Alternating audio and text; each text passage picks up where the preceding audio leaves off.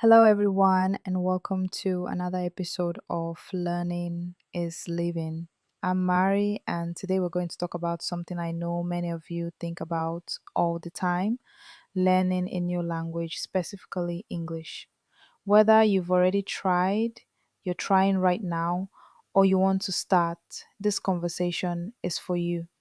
And before we begin, don't forget to subscribe and like the video so more people can join us on this journey.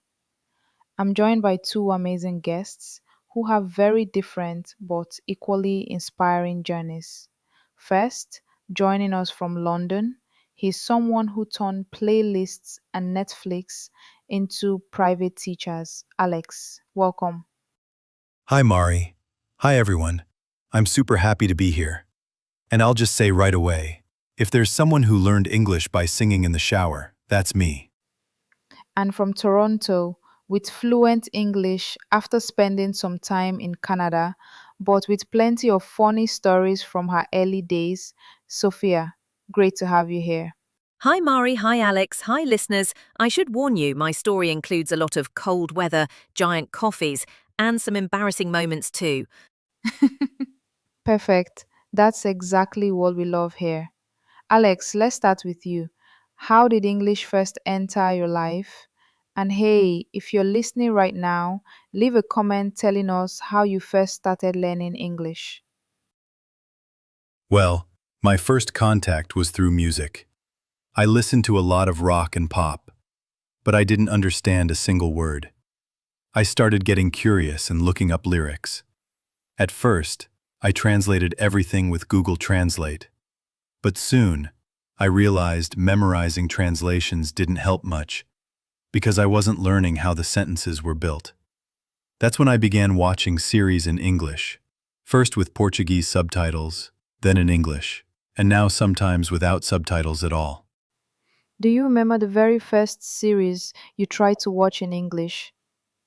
Oh yes, it was Friends. I thought, this will be easy. They just talk about everyday life. But when I pressed play, I understood. Maybe 2 words per episode. Huh, I was like, okay, this is going to take a while. But you stuck with it. Yeah, I made a rule for myself. 1 episode a day, no matter what. Even if I didn't get it all, I kept going. And something interesting happened. The more I watched, the more I started recognizing little phrases. That's a great point. It's not about understanding everything right away. Sophia, what about you? My journey started in school, but honestly, I hated the classes. Too much grammar, not enough real conversation.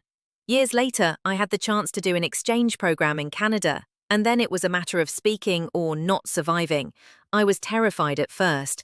I remember once trying to order in a coffee shop. I wanted sugar, but I accidentally asked for a sock. The barista gave me the funniest look. Haha. That's a classic. Oh, yes. Another time, I told a Canadian friend that I was embarrassed when I actually meant I was pregnant. Because in Spanish, embarazada means pregnant. He almost fainted thinking I was making a huge announcement. That's the thing. Mistakes stick in your memory, and you never forget the correct way afterward. Exactly. And if you're enjoying this episode so far, don't forget to share it with a friend who's also learning English. Alex, let me ask you, what's the hardest part of learning English for you? For me, it was pronunciation. There are sounds we don't have in Portuguese. For example, the th in think and this. I said tink and dis for a long time. I started practicing by recording myself and comparing it with native speakers. It felt weird at first, but it worked. Did you ever feel shy doing that? At first, yes. I even hid in my room so nobody would hear me talking to my phone. But I realized that if I'm willing to sound silly in private, I'll sound more confident in public. Sophia, what about you? For me, listening was the hardest. In class, I understood, but in the real world, it was like people spoke 3 words, and the rest was a continuous sound. I started listening to English radio stations while cooking, even if I didn't understand much. After a while, certain words started popping out. Would you both agree that the fear of speaking is the biggest enemy? Absolutely. I improved the most when I stopped trying to be perfect and just used whatever English I had. Yes, and accepting your accent is key. An accent is not a problem, it's proof that you speak more than one language. Mari, let's give our listeners practical tips. Alex, your first one. Make English part of your daily life. Change your phone settings. Follow English-speaking accounts on social media. Listen to music. Watch movies. Don't limit English to study time. Speak from day one, even if it's just to yourself. Narrate your actions. I'm making coffee, I'm cleaning the kitchen. It builds fluency in a safe space. I always tell my students to keep a notebook of expressions, not just single words. If you learn the phrase, can I get? You can use it in 100 situations. And hey, if you're finding these tips useful, make sure to like the video right now so YouTube knows this is helping you. And don't wait to understand everything. Context is your friend. Plus, choose topics you love. I learned so much English from watching cooking reality shows because I love food. Mari, before we wrap up, let's each share one embarrassing or funny mistake that taught us something valuable. Alex? Sure. Once I told someone I'm hot in the middle of summer. I meant I was feeling warm, but they took it as me saying I was attractive. The look on their face told me I needed to learn I'm warm instead.